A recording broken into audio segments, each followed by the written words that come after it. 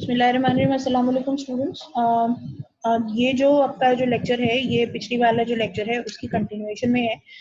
जैसे कि मैंने आपको बताया था कि लास्ट टाइम कि नॉर्मल जो डिस्ट्रीब्यूशन होता है वो बेल शेप कर्व होता है फर्स्ट ऑफ ऑल, ठीक है। और दूसरी चीज़ ये होती है कि उसमें आउटलायर वैल्यूज नहीं होती।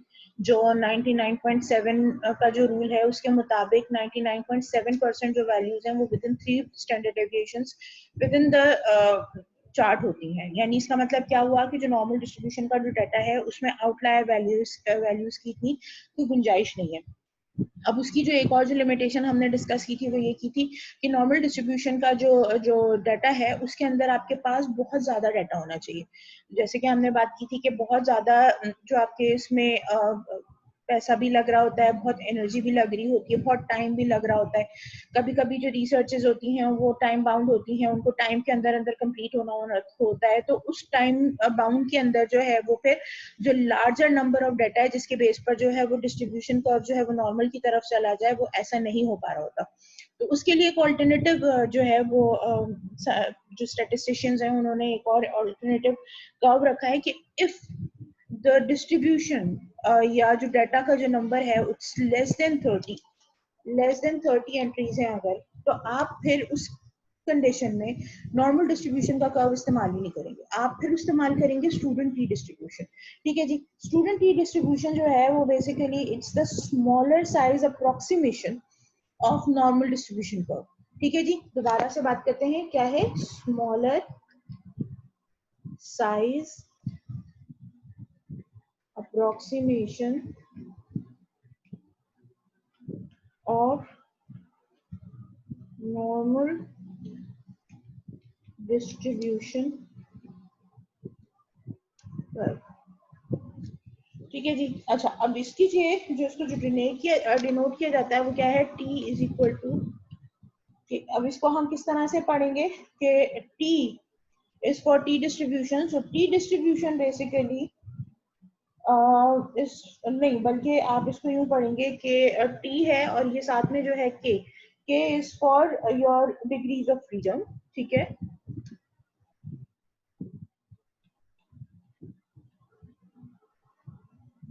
और टी जो है वो फॉर टी डिस्ट्रीब्यूशन है। यानी आपके पास, जैसे हम अभी जब नॉर्मल डिस्ट्रीब्यूशन के हवाले से बात करते हैं, अगर आपके पास जेड स्कोर मौजूद है और प्रोबेबिलिटी वैल्यूज हैं तो आप either of the two find कर सकते हैं। यानी जेड स्कोर मौजूद है तो टी प्रोबेबिलिटी फाइंड कर सकते हैं, और प्रोबेबिलिटी मौजूद है तो जेड स्कोर फाइंड कर सकते हैं। लेकिन इन केस जब यहाँ पे बात आती है तो यहाँ पे आपको जो है वो सैंपल साइज भी चाहिए होता है। यानी आपके पास टोटल नंबर ऑफ रीडिंग्स कितनी है, साथ में आपको डिग्री ऑफ फ्रीडम भी चाहिए होता है, और उसके बाद फिर आपको जब प्रोबेबिलिटी वैल्यूज निकालते हैं तो फिर आपको टी डिस्ट्रीब्यूशन की वैल्यूज निकल के आती हैं। तो उसके लिए है, हम आगे देखते हैं। जब टी और के हवाले से बात करते हैं तो वाई, यानी जो आपका जो वेरिएबल वाई है, that follows the T distribution with degree of freedom. अगर इसके अंदर मैं नंबर 3 लिख दूं तो ये हो जाएगा कि the variable Y follows the T distribution with 3 degrees of freedom. Degree of freedom को मेयरली हम जो अभी तक आपने पढ़ा होगा कि आपका एन, जो कि बेसिकली, सॉरी ये जरा सा स्क्रीन मूव कर गई। डिग्री ऑफ फ्रीडम आप यूं समझ लें कि अगर आपका से for example what ever the sample size is your, what ever your sample size is, तो अगर फॉर एग्जांपल वो एन है जो आपका सैंपल साइज, ठीक है जी, तो उसके अंदर से आप यूजुअली जो डिग्री ऑफ फ्रीडम का जो फॉर्मूला होता है, यानी जो के है, that is equal to n minus 1। ठीक है जी। यानी आपका जो सैंपल साइज है उसमें से आप 1 माइनस कर देते हैं तो आपको डिग्री ऑफ फ्रीडम मिल जाता है। कुछ जगहों पे अगर आप ग्रुप्स टेस्ट कर रहे हैं तो जहाँ पे ग्रुप टेस्ट कर रहे होते हैं, यहाँ अगर इंडिविजुअल फाइंडिंग्स हैं यानी डिस्क्रीट वेरिएबल है, तो डिस्क्रीट वेरिएबल के लिए आप जो टोटल डिस्क्रीट का एन निकलेगा, एन को जो है वो 1 माइनस कर देंगे तो आपके पास जो है वो डिग्री ऑफ फ्रीडम आ जाएगा। ठीक है। लेकिन अगर आपके पास दो ग्रुप्स हैं से फॉर एग्जांपल, तो आपको जो दो ग्रुप्स के लिए जब रीडिंग निकालेंगे तो दोनों ग्रुप्स का n माइनस 1 करेंगे तो आपके पास 2n माइनस 2 हो जाएगा। ठीक है। यानी आपने दो एंस जमा कर लिया और उसकी बेस पर जो है आपके पास जो है वो -2 आ जाएगा, क्योंकि दो ग्रुप्स इस्तेमाल कर रहे हैं आप। तीसरा एक और तरीका ये होता है कि जब आप के पास मोर देन 2 ग्रुप्स होते हैं जिनको आपको आपस में कंपेयर करना होता है, तो फिर आप क्या करते हैं कि कंपेयर जो ग्रुप्स होते हैं उन ग्रुप्स का टोटल नंबर लेते हैं और उसमें से फिर 1 माइनस कर देते हैं, तो वो उन ग्रुप्स का डिग्री ऑफ फ्रीडम निकल के आता है। सो बेसिकली जो डिग्री ऑफ फ्रीडम है या तो n-1 होता है, अगर 2 ग्रुप्स हैं तो उनके अंदर फिर -2 हो जाएगा, और अगर मोर देन है तो फिर ग्रुप्स के नंबर्स के साथ फिर -1 लगा देंगे तो आपको डिग्री ऑफ फ्रीडम मिलेगा फॉर दोज ग्रुप्स। आगे इसके ऊपर हम काम करेंगे, लेकिन फिलहाल जो इस वक्त जो हम बात कर रहे हैं वो टोटल नंबर ऑफ रीडिंग्स की बात कर रहे हैं। जैसे फॉर एग्जांपल अगर आपके पास 29 रीडिंग्स हैं तो 29 रीडिंग्स का मतलब क्या हो गया, 29 - 1 that is 28 with be your degree of freedom. ठीक है जी। अच्छा, इसके बाद फिर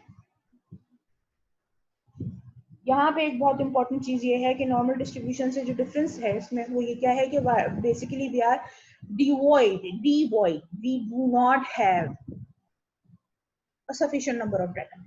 ठीक है जी। तो इसकी वजह से जो कैरेक्टरिस्टिक्स हैं सफिशिएंट डाटा के, अगर वो मौजूद हो जाते हैं तो आप फिर नॉर्मल डिस्ट्रीब्यूशन की जो रीडिंग्स हैं, मतलब जो नॉर्मल डिस्ट्रीब्यूशन का जो सेटअप है वो इस्तेमाल करेंगे। लेकिन अगर आपके पास सफिशिएंट डाटा मौजूद नहीं है, जैसे कि अभी हम बात करें कि 30 या उससे कम का डाटा है, तो फिर आपके पास जो इनसफिशिएंट हो गया ना, तो उस सूरत हाल में फिर आप जो है वो नॉर्मल डिस्ट्रीब्यूशन की जगह आप स्टूडेंट टी डिस्ट्रीब्यूशन इस्तेमाल करेंगे। जो ग्राफ होता है बेसिकली स्टूडेंट टी डिस्ट्रीब्यूशन का, वो नॉर्मल से थोड़ा सा डिफरेंट होता है। अब देखते हैं इसको किस तरह से डिफरेंट है। अगर आपको याद हो तो हमने नॉर्मल डिस्ट्रीब्यूशन का जो कर्व था वो कुछ इस तरह का बनाया था। ठीक है जी। और आपको बताया गया था कि ज्यादा से ज्यादा इतनी जगह होती है जो कि आउटलायर वैल्यूज के लिए होती है, बाकी का पूरा जो है वो विद इन 3 जो डिग्री वो विद इन 3 स्टैंडर्ड डेविएशन जो है वो डाटा पूरा अंडर द कर्व आ जाता है।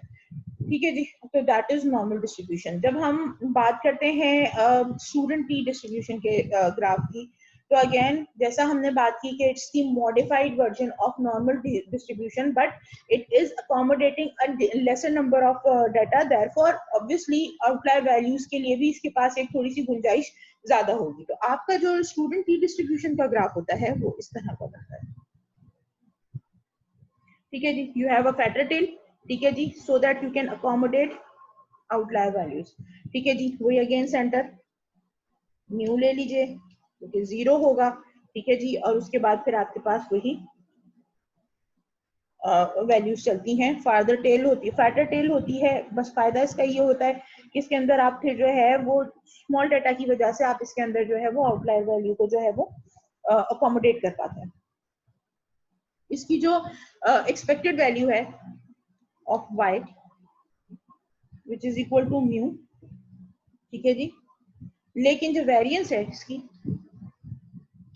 ऑफ y वेरिएबल वो क्या है, standard deviation multiplied by k, that is your degree of freedom which is divided by degree of freedom -2।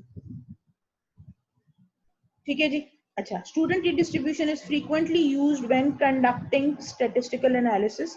ज्यादातर हम टी इस्तेमाल कर रहे होते हैं, उसकी वजह यही है कि हमारे पास अगर लेबोरेटरी एक्सपेरिमेंट्स हैं और उसके अंदर आपका जो टोटल नंबर ऑफ जो ग्रुप्स हैं वो अगर कम हो रहे हैं, या टोटल नंबर ऑफ जो पार्टिसिपेंट्स हैं, या जो टोटल नंबर ऑफ एनिमल्स हैं, यूजुअली जो हम एनिमल स्टडी के लिए टी टेस्ट इस्तेमाल कर रहे होते हैं, तो उसमें चूंकि नंबर ऑफ एनिमल्स जो है वो बहुत लिमिटेड होता है, क्योंकि अगेन 2-3 वजूहात हैं।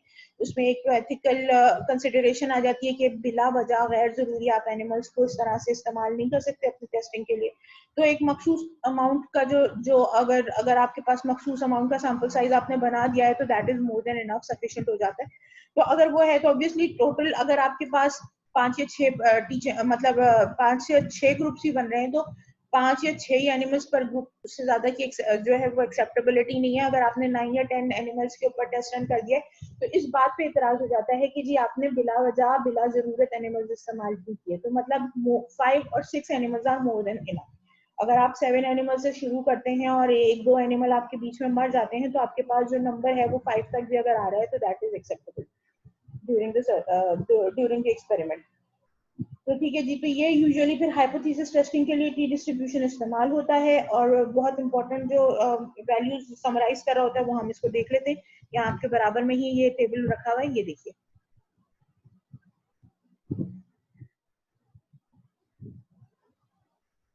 तो थोड़ा सा बड़ा करते हैं, ठीक है जी। यहाँ पे वैल्यू ऑफ अल्फा आ रही है, ये थोड़ा सा मिटा हुआ है तो मैं इसको आपके लिए थोड़ा सा लिख देती हूँ। This is value of alpha, this is new, ठीक है जी। अच्छा, ये जो न्यू है वो वही है जो हम के लिए इस्तेमाल कर केस को बोलते हैं, कभी उसको न्यू बोलते हैं। वैल्यू ऑफ अल्फा जो है इसकी यहाँ पे होती है 0.1, 0.05, 0.025, 0.01 एंड 0.005।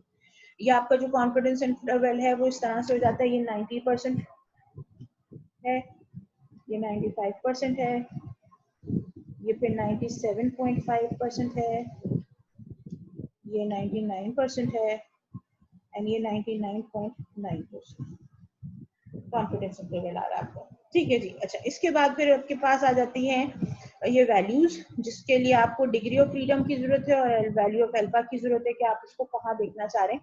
जैसा कि मैंने आपको बताया कि it should be less than, अब किसी भी जो टेस्ट होता है उसके अंदर अगर आपके पास 95% कॉन्फिडेंस नहीं है डाटा के ऊपर, तो बेसिकली इसको फिर करने का कोई फायदा नहीं है। सो आपको जो है वो यूजुअली वैल्यू ऑफ अल्फा जो है वो 95% ले रहे होते हैं।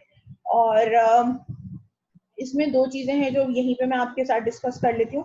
एक तो ये है कि एक दो जगहों पे मैंने पढ़ा है कि जब हम बायोलॉजिकल सेटअप की बात करते हैं, फॉर एग्जांपल एनिमल्स ले लें, प्लांट्स ले लें, ह्यूमन बींग्स ले लें, जिनको हम एक्सपेरिमेंट में इस्तेमाल कर रहे होते हैं, वहाँ पे पर्सन टू पर्सन या सब्जेक्ट टू सब्जेक्ट वेरिएशन बहुत ज्यादा आती है, क्योंकि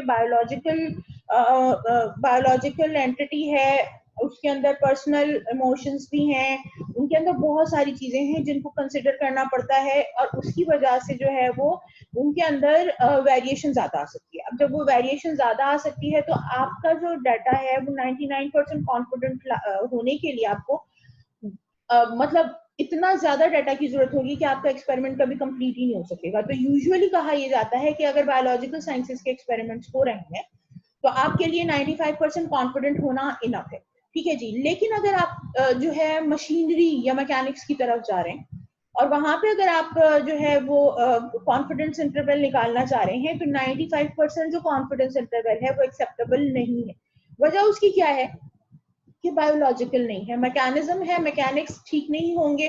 अगर तो 99% कॉन्फिडेंट नहीं है, आप उसको मार्केट कर देंगे, उसमें गड़बड़ होने के और खराब होने के चांसेस ज्यादा हैं। आपने पैसे उठा लिए हैं और आप जो है वो परफेक्ट जो मैकेनिक्स हैं वो नहीं प्रोवाइड कर सके, ठीक है जी। तो बेसिकली कहा यह जाता है कि अगर आप मैकेनिक्स के हवाले से, इंजीनियरिंग के पॉइंट ऑफ व्यू से अगर कोई रिसर्च कंडक्ट कर रहे हैं, या आप कंप्यूटर एप्लीकेशन या कंप्यूटर साइंसेस के हवाले से कोई रिसर्च कर रहे हैं, आर्टिफिशियल इंटेलिजेंस के हवाले से कोई चीज कर रहे हैं, तो उसके अंदर फिर आपको 99% या 99.9% कॉन्फिडेंस की तरफ जाना पड़ेगा। तो बेसिकली वैल्यू ऑफ अल्फा जो है वो फिर 0.01 या 0.005 ली जा रही होगी। लेकिन जब हम बायोलॉजिकल की तरफ जाते हैं तो 0.05 इज इनफ। अगर उससे अच्छा आ रहा है, उससे ज्यादा मतलब वैल्यू उससे ज्यादा अच्छी आ रही है, दैट्स फाइन, लेकिन आप यूजुअली वैल्यू ऑफ अल्फा जो है 0.05 ले रहे होते हैं, ठीक है जी। यहाँ तक बात हो गई। अब इसके बाद फिर हम आ जाते हैं कुछ सम्स कर लेते हैं इसके, जिस तरह से हमने जेड टेबल के हवाले से सम्स किए थे, कुछ सम्स कर लेते हैं।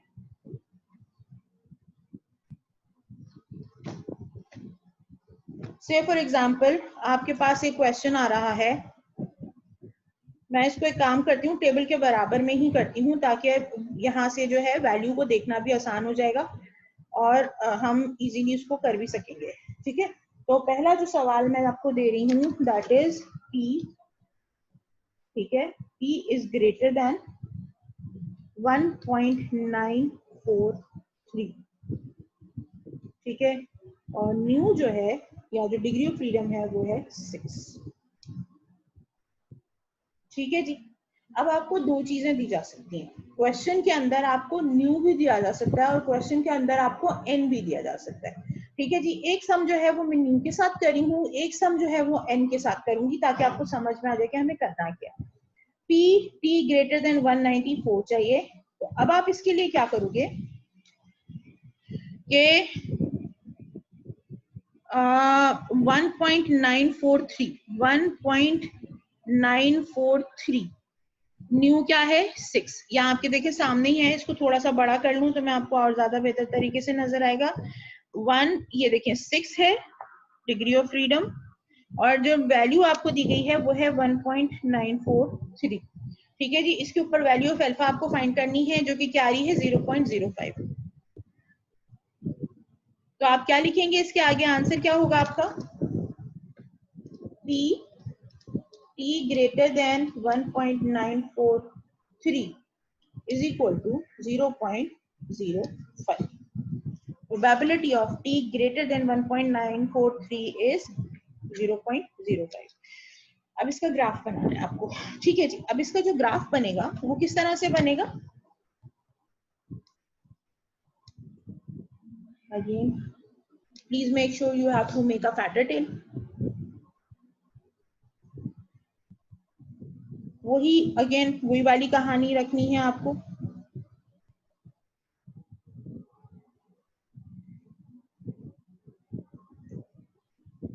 0 1 2 3 0 -1 -2 -3। ठीक है जी, आपके पास जो टी वैल्यू आ रही है वो आ रही है 1.943, जो कि लगभग आपकी पड़ेगी 2 के करीब करीब। ठीक है जी, यहां से आपने लाइन खींच। अब आपसे आंसर क्वेश्चन में पूछा क्या जा रहा है, ग्रेटर देन 1.943। ग्रेटर देन का मतलब क्या हुआ, ये जितनी भी वैल्यूज यहाँ से यहाँ की तरफ जा रही हैं ये लेसर साइड पे जा रही हैं। 2 से नीचे 1, 1 से नीचे 0, 0 से नीचे -1, फिर -2 -3। तो इसका मतलब क्या है कि ये लोअर साइड पे जा रही है। तो आपने क्या करना है, चूंकि ग्रेटर देन का निशान है तो आप मार्क करोगे यहाँ। ठीक है जी, तो अब क्या हो जाएगा आपका, ये टी वैल्यू आ गई आपकी T 1.943,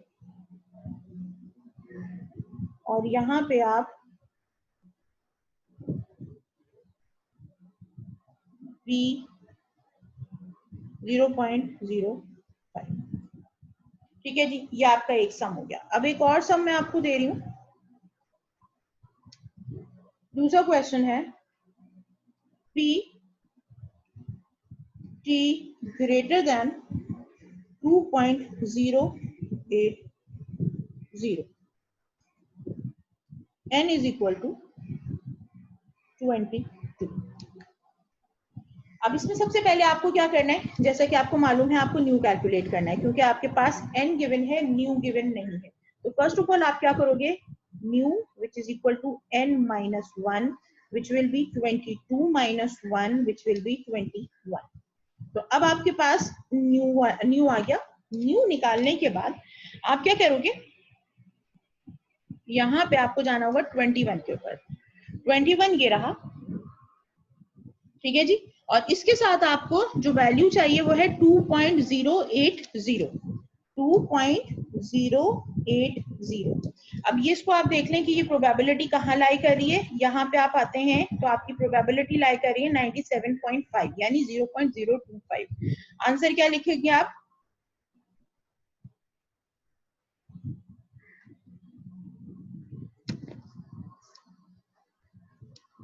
P T greater than 2.080 is equal to 0.025। Graph किस तरह से बनेगा भाई इसका, वही again fatter tail 0 1 2 3 -1 -2 -3 and so on and so forth, जहां तक आप ले जाना चाहें इसको। फिलहाल के लिए हम ये कर रहे हैं यहाँ पे। ठीक है, अब इसके बाद क्या, पहली चीज जो आपने मार्क करनी है वो ये मार्क करनी है आपकी टी वैल्यू। टी वैल्यू आप कहाँ पे मार्क करोगे भाई इस दफा, 2.08 है तो लगभग 2 को ही मार्क कर सकते हैं हम। 2 से ही आपने लाइन ड्रॉ कर दी। क्या मांग रहे हैं, ग्रेटर देन मांग रहे हैं, इसको आप यूं शेड कर दो। ठीक है जी, ये शेडिंग हो गई। अब आपके इसके बाद क्या करना है, आपने यहाँ पे अपनी टी वैल्यू लिखनी है, T which is equal to 2.080 whereas p is whereas p is equal to 0.021. Clear है ये बात? कोई चीज जो समझ में नहीं आई? अच्छा, अब ये तो ग्रेटर देन के हवाले से बात हो गई। जब हम लेसर देन के हवाले से बात करते हैं तो लेसर देन में क्या करेंगे आप, इसके लिए थोड़ी सी चेंजेस आ जाती हैं। लेसर देन का क्वेश्चन बनाते हैं पहले।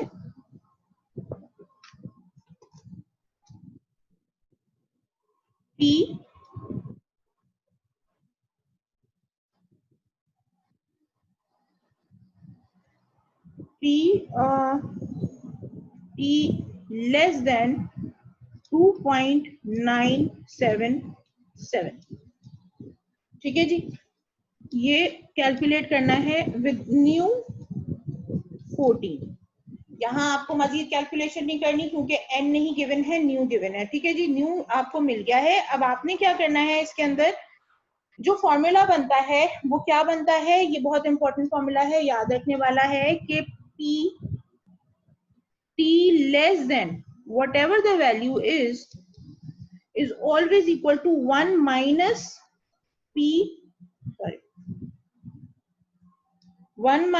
probability of t less than whatever। ठीक है जी, अब आपने क्या किया कि आप क्या करोगे इसमें कि अब हमारे पास ये आपका बेसिक फॉर्मूला है, ये इसलिए मैंने इस तरह लिखा है ताकि आपको ये याद रहे, जो भी वैल्यू होगी वो इसके अंदर पुट हो जाएगी। अब ये वाली वैल्यू है, अब हम इसको क्वेश्चन में ये वाली वैल्यू पुट करके देखते हैं। t less than 2.977 is equal to 1 minus probability of t less than 2.977।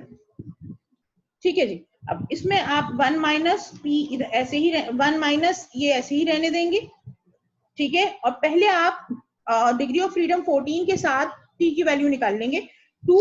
Degree of freedom 14 पे जाते हैं पहले हम।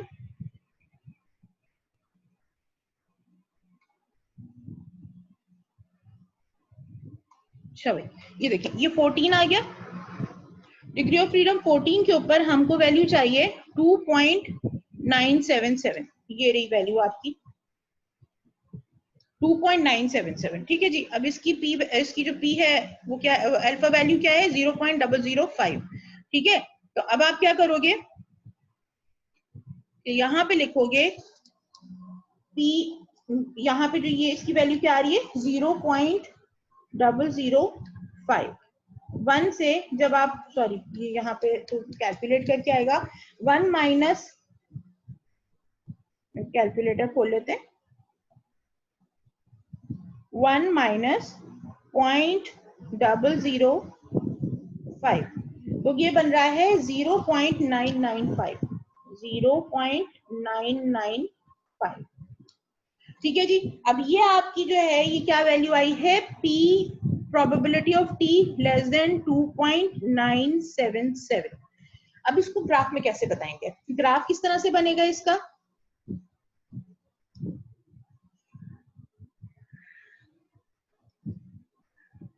सॉरी थोड़ी सी टेढ़ी लाइन हो गई, 0 1 2 3 -1 -2 -3। अब हमें क्या चाहिए, लेसर वैल्यू चाहिए। पहले हम क्या करेंगे कि टी वैल्यू मार्क करेंगे 2.977। 2.977 का मतलब है लगभग 3 के करीब। ठीक है, तो आप क्या करोगे, यहाँ पे मार्क करोगे ऑलमोस्ट 3 के अराउंड, इसको मार्क कर दिया आपने। ठीक है जी, अब इसके बाद आपसे मांग रहा है लेसर वैल्यू, यानी जो लेसर वैल्यू क्या है, यहाँ से यहाँ जाने वाली जो वैल्यू है वो है। अब आपके पास इसकी प्रोबेबिलिटी कितनी आ रही है, 0.995 आ रही है। ठीक है, अब आप मार्क किसको करोगे, इस लेसर एरिया को मार्क करोगे।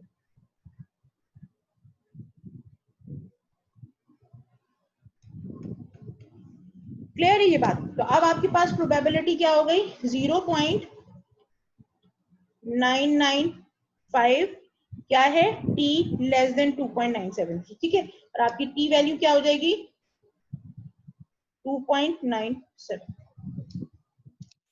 M I clear? मेरा ख्याल है इसमें कोई अब हम होना तो नहीं चाहिए, मैंने चीज बता दी है। ग्रेटर देन के लिए आपने सिंपली सीधे सीधे बाहर की तरफ का जो हिस्सा है, यानी यहाँ से जो बाहर की तरफ जो पॉजिटिव साइड पे जा रहा है वो हिस्सा मार्क कर देना है, ठीक है जी। जबकि इसके अंदर आपने जो है ये पीछे की साइड करनी है। वन जो है बेसिकली हम क्या बात कर रहे हैं कि total of all the probabilities, जो मैक्सिमम वैल्यू है वो वन है, ठीक है जी। तो अब आपके पास जो छोटी वैल्यू आई है तो उसमें से वन में से ही माइनस करेंगे तो रिमेनिंग प्रोबेबिलिटी निकलेगी, ठीक है। तो यहाँ पे टी डिस्ट्रीब्यूशन में सिर्फ एक डिफरेंस है, वो ये है कि आपको लेस देन के एरिया को कवर करने के लिए उसको टोटल प्रोबेबिलिटी से ग्रेटर देन की वैल्यू निकालनी पड़ती है, और उसके बाद फिर आप उसको जो है वो एरिया को मार्क कर देते हैं।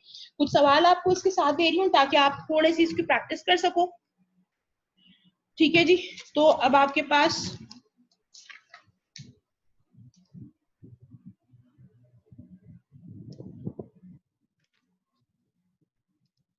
अच्छा, इसमें एक और भी तरीका है। ये तो हमने वैल्यू मालूम, प्रोबेबिलिटी मालूम कर रहे थे ना, ठीक है। अब प्रोबेबिलिटी मालूम करने के बाद हम आ जाते हैं दूसरी साइड पे, and now we are trying to find T value, ठीक है जी। टी वैल्यू कैसे मालूम की जाएगी वो हम देख लेते हैं। इसमें आपने क्या करना है कि आपके पास जो क्वेश्चन आएगा वो कुछ इस तरह का होगा कि P probability of T greater than T is equal to 0.01 where nu is 7, ठीक है जी। अब आपके पास वो नहीं है, क्या कहते हैं, प्रोबेबिलिटी गिवन नहीं है। जो आपके जो पहले जो यहाँ पे आप देखो, यहाँ पे आपको क्या मिलेगी थी, प्रोबेबिलिटी वैल्यूज मिली हुई थी, उसमें से आपने अल्फा वैल्यू निकालनी थी। अब की बार आपको अल्फा गिवन है, आपको टी वैल्यू ढूंढनी है किस तरह से। पहले टी वैल्यू गिवन थी, अल्फा निकालना था न्यू के साथ, ठीक है। अब की बार आपको क्या करना है, अल्फा गिवन है, आपको निकालनी है टी वैल्यू। यानी आपको सिंपली ये जो ग्राफ है इसके अंदर दोबारा से मैं बता दूं, पहले जो हम कर रहे थे न्यू के ऊपर जो टी वैल्यू थी वो, और ये जो टी वैल्यू थी ये गिवन थी, न्यू गिवन था, टी वैल्यू गिवन थी, अल्फा ढूंढना था आपको। अब आपको अल्फा गिवन है, न्यू गिवन है, इसमें से टी वैल्यू निकालनी है आपको इस टेबल के अंदर से, ठीक है जी। अब आपके पास जो क्वेश्चन है वो क्या है, 0.01 न्यू 7 के ऊपर, ठीक है जी। न्यू है 7, ये रहा, एन नहीं है, न्यू है, और 0.01 ये वाला है, ठीक है जी। तो इसको इस कॉलम में यहां से आप जब आगे जाएंगे तो ये आपकी वैल्यू है 2.998, ठीक है जी। 0.01 के जो अल्फा वैल्यू के ऊपर आपकी जो वैल्यू आ रही है वो आ रही है 2.998। तो अब आप क्या करेंगे, P t greater than t is equal to 2.998 at new 7, ठीक है जी। अब ग्राफ के अंदर इसको कैसे प्लेस किया जाएगा,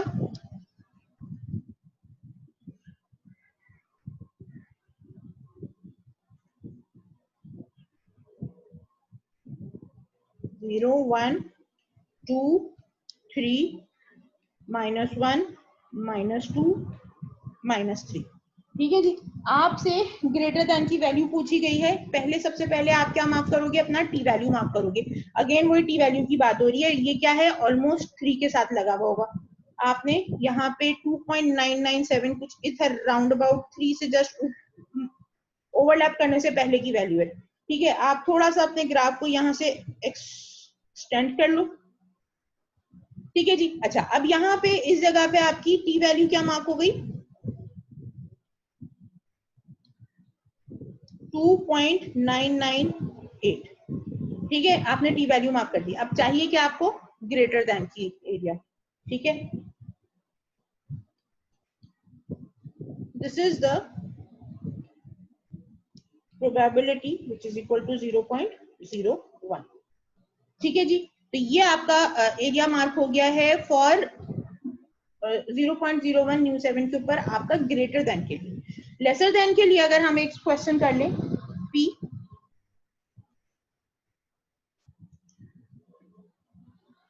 P t less than t is equal to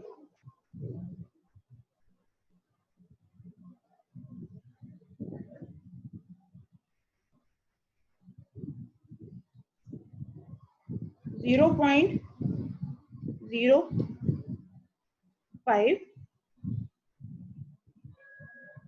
new is equal to 10। ठीक है जी, ये करते हैं, इसको निकाल के देखते हैं।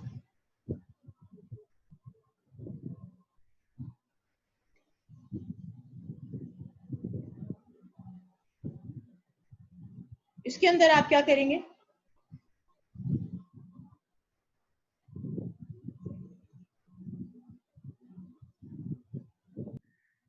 क्वेश्चन उतारने में थोड़ी सी गलती हो गई, इसको हम इस तरह से लिख रहे होते हैं। यहाँ पे बेसिकली इस चीज को लाने के लिए पहले ये समझने की जरूरत है कि जब हमारे पास इस हवाले से जब क्वेश्चन आएगा वो कुछ इस तरह का होगा कि 0.99 विद न्यू 10। ठीक है जी, अगर ये इस तरह से आ रहा है तो आपके पास क्या आ रही है value, P T less than T की। ठीक है, अब इस टी लेस देन टी को फाइंड आउट करने के लिए आपको क्या करना होगा, पी ग्रेटर देन टी निकालना होगा पहले। ठीक है, दैट वुड बी 1 माइनस 0.99।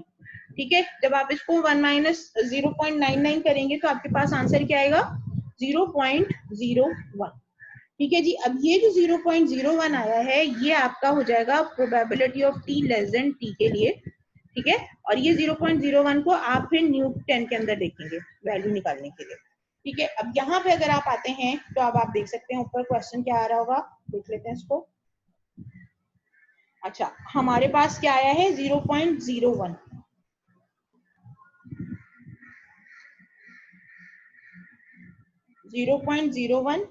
और न्यू 10, इसके ऊपर वैल्यू क्या आएगी, 2.764। ई वैल्यू क्या कैलकुलेट हुई, 2.764।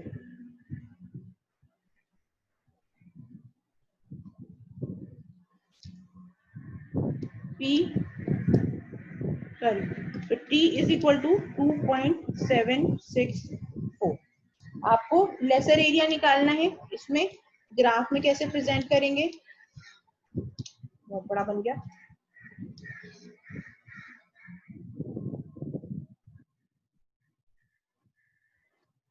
जीरो 1 2 3 -1 -2 -3।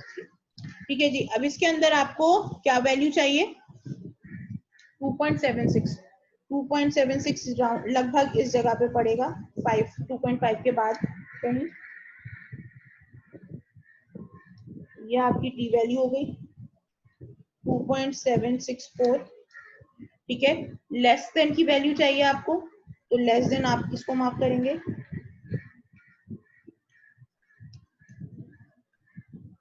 ठीक है जी, लेस देन की प्रॉपर्टी कितनी है, 0.99।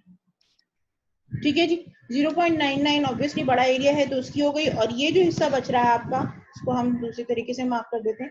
अगर लेस देन के लिए मांगा होता तो ये हिस्सा होता जो कि 0.01 होता।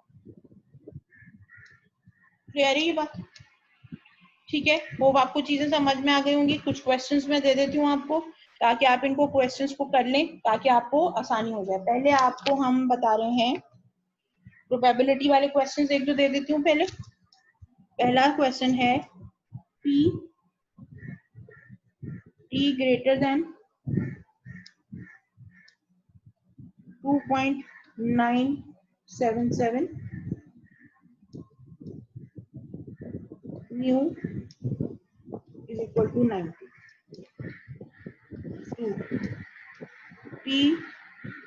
t greater than 1.943 with mu 21. 3 p t less than 2.5 with n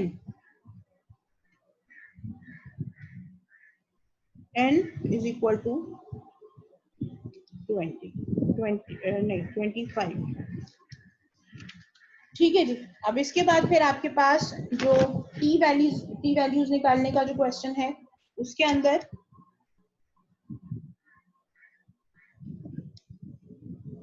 probability of t greater than t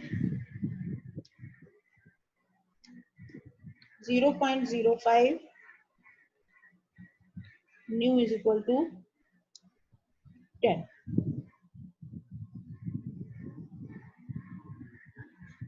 P t greater than t is equal to 0.005 new 19. P t less than t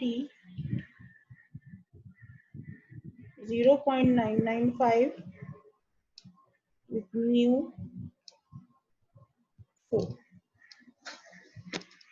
ठीक है, ये सवाल है, आप कर लीजिएगा, आपको practice हो जाएगी थोड़ी सी। टेबल आपके साथ ये इसी में ही गिवन है, यहाँ से भी आप देख सकते हैं, इसको यहाँ से भी देख सकते हैं, किसी भी स्टैट्स की बुक के अंदर पीछे की तरफ या ऑनलाइन भी आपको अवेलेबल हो जाते हैं ये वाले टेबल्स, तो ये आप देख सकते हैं। कोई भी चीज प्रॉब्लम करे मतलब कमेंट बॉक्स में कमेंट कर दीजिएगा, मैं उसको आंसर कर दूंगी। Thank you so much for being with me. जज़ाकल्लाह। अल्लाह हाफिज।